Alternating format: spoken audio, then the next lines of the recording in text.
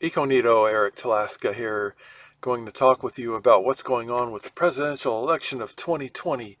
My perspective being somebody who's not tied or affiliated to any organization, no ads, no lobbyists, etc., not tied in the sense of employment working with any organization for profit or whatever, or not profit. All right, so I'm in my custom motorhome camper van. That's why you see a shirt hanging up. I have a manual washer and an electric spin dryer, which requires a couple hours of air drying. All right, let's get into um, the the election and Donald Trump and Joe Biden. Trump in particular. Joe Biden's really not as interesting to talk about regarding the election. All right, so what's going on here? Trump, and I do welcome your comments if you want to agree or disagree, uh, if you have any recommendations. And let me back up just a little bit. I actually did try to run for president this year, but the media wouldn't give me any coverage, uh, obviously because I'm not popular, so maybe you can help with that even a little bit. All right, so Trump is the worst president ever. This is not an opinion. We have evidence based on frequency of lies, mishandling of the pandemic, and many other reasons. He will be an impeached one-term president. It's scary to me that almost half of the country voted for Trump, considering how obvious he's a narcissist, compulsive liar, and there are many other bad traits I could list, but those are just two of the main ones that would be a good enough reason not to vote for him. I know Biden is not perfect, but the lesser of the two evils. Um, if Trump would have been well behaved during his most recent speech, today being November 5th, his speech in the afternoon where he whined and complained about everything, well, not everything, but whined and complained mostly about election fraud, um, then he might have a chance to run again in 2024, perhaps, or his kids. Uh, so because he was highly unprofessional and set a very bad example and was very anti-democratic, and anti-democracy, then and he was a compulsive, lying, sore loser, the odds are now very tiny, and he hurts his children if they ever want to run for president. It's going to really hurt them pretty bad. Um, Trump's voter fraud claims are baseless, of course. And based on my experience dealing with lawyers by working for them and against them in court, um, it's clear to me that his lawyers are probably encouraging litigation so that they can make a lot more money. As with just about everything, if you follow the money trail, you will get your answer to a lot of mysteries. And that's what I think is going on here. This is not in the best interest of the country. That's what whoever voted for Trump, um, Trump's duty is to do what's in the best interest of the country, his constituents, all people, hiring lawyers and fighting this actually fair election. Well, let me put it this way: this legal and legitimate election uh, is not in the best interest of this country, and he's not doing his job. Now, a lot of a lot of Trump's supporters don't understand what the Republican and Democratic parties stand for. I think most would be shocked if they actually did their research and compared the Republican to the Democratic Party to see what all they stand for. And I also think that the Trumpers don't understand why the Democratic Party is nothing like socialism or communism. They need to also research what socialism and communism really is and how that differs from democracy differs from a democratic party. So I don't think the Trumpers know the definition. And just because Republicans are anti-communist doesn't mean they are great. It doesn't mean the Republican Party is great just because they despise communism. Now, it's a good thing generally to despise communism, I agree, but that doesn't mean that the whole party is great just because of that. Trump said Biden is the worst candidate ever, or potential president ever. I forgot which one he said, maybe both. But Joe Biden received a record amount of presidential votes. And a lot of Trumpers say Joe Biden never achieved anything. Now, he did make one big mistake with the incarceration thing a long time ago, and he did everything he could to reverse it, and he admitted to it. Unlike Trump, who never admits to making a mistake. I think the closest he came to that was saying that he takes responsibility for the pandemic or something like that. That was kind of surprising, which is largely true. All right, let's get on to what some solutions are. I think that we do have the technology to eliminate manual voting and voting errors and vote count errors and human bias during the counting, which is reduced a lot due to a lot of screening and people watching and videos. But we can just do away with all that nonsense. Well, it's not nonsense today, but we have the technology to devise of a way for everybody to vote securely, whether it be from the internet or going to in some place. We have QR codes. Each person perhaps could be assigned one, and they have to, they could, I don't know, well, let's just not get into the details. Let's just say there's probably, in my opinion, some way. All right, so, and also believe we should abolish the Electoral College so that the candidate with the most votes wins.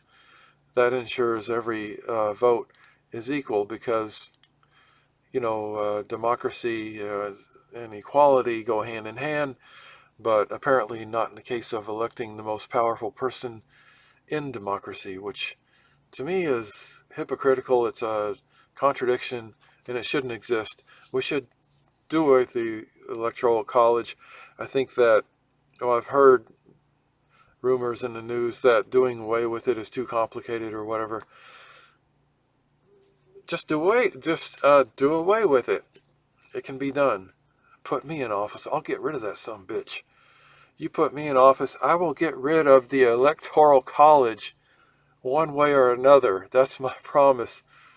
I am someone who believes you can do just about anything. I've done a lot of things that people said cannot be done. So I am not deterred by the naysayers, to a great extent. To a little extent, yeah. All right, so I also believe that we should have a ranked choice voting system so third-party candidates can have a choice to win. Similar to that, I would highly encourage our media to cover third-party candidates a lot more. A huge. So I'm wanting to run for president in the future, and I'm using improper grammar, but at least I think I speak more clearly than most other candidates. Not a lot of filler words like whatever, because I have a lot of voice and phonetic training from college. All right, so regarding ranked choice voting, most of you don't know what that is. It's a system devised where you can vote for more than one candidate. Let's say 3 or 4 or even more, maybe as much as 10. So you rank them in order of your preference, and if the first, how does it, I don't even, I it's not complicated, but it's kind of hard to really grasp and teach it in a really, there's some others, and teach it into a really understandable way for other people. I don't have experience teaching it. So if you go on the internet and search for a video about ranked choice voting, there are some videos that are only maybe 3 minutes long that do a really good job, better than what I can do right at this moment, to teach what ranked choice voting is. And it's a very in my opinion, great system that will allow more fairness, to get away from the two-party system, which I think is, I guess, better than well, yeah, it's definitely better than a dictatorship. Oh yeah, a dictatorship. Talk about Donald Trump. See, now I'm going to switch the subject real quick and come back to the ranked choice voting and finish that up. So let's talk about communism and dictatorships. My mother's from former communist East Germany, and I've done a lot of research on what communism is and dictatorships. I've had lots of bosses who have a dictatorship attitude. A big reason why I no longer work for somebody else and found an alternative. Donald Trump, it should be very clear to everybody that he would be a dictator if it weren't for the Constitution, Bill of Rights, etc. He would just absolutely be a tyrant. And a lot of Trumpers he would enslave or kill. Now, I don't have evidence about that, but that's my belief based on his unwillingness to condone racism, etc. So it looks like, to me, with his narcissist personality, and to me he has a dictatorship personality, that he really would like to have complete control over everybody and everything. And even if it came to the point of, well, let's look at North Korea. He seems to be pretty fond of North Korea and the leader there. That should just pretty much summarize everything I just said. That's evidence right there. There's lots of evidence that he's more fond of most of the dictators around the world than he is of democratic leaders. And if you talk with foreigners, for example, in Germany,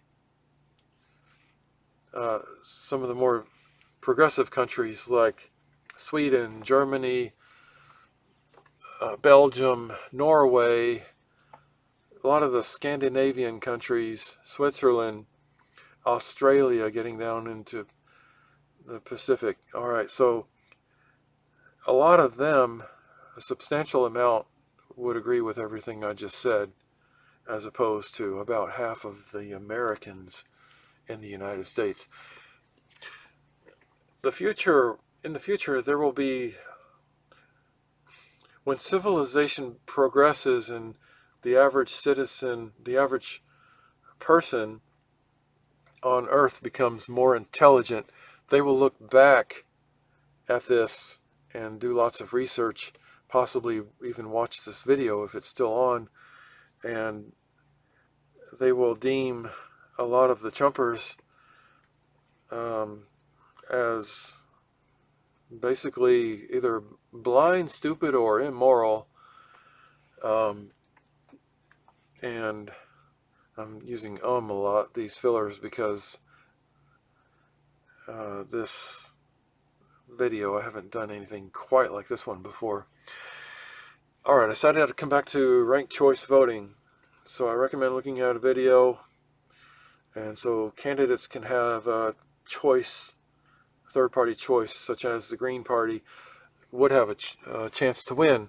And if I haven't said it yet, I believe the media should cover the third-party candidates way, way far more than what they have been. Make it fair that there should be at least the most popular third party to get equal coverage compared to Democrats and Republicans. So, and I don't personally, I don't like the most of the media, especially being influenced by paid advertising. It's just not that great. So, The Guardian is one that I turn to, and BBC. Those two are my favorite. CNN, I don't like a lot of the way they report. They use a lot of teasers, and they're commercially based. And yeah, so if I'm elected to anything at all, the mayor of Peabody, Illinois, um, I would work hard to create the ranked choice voting system.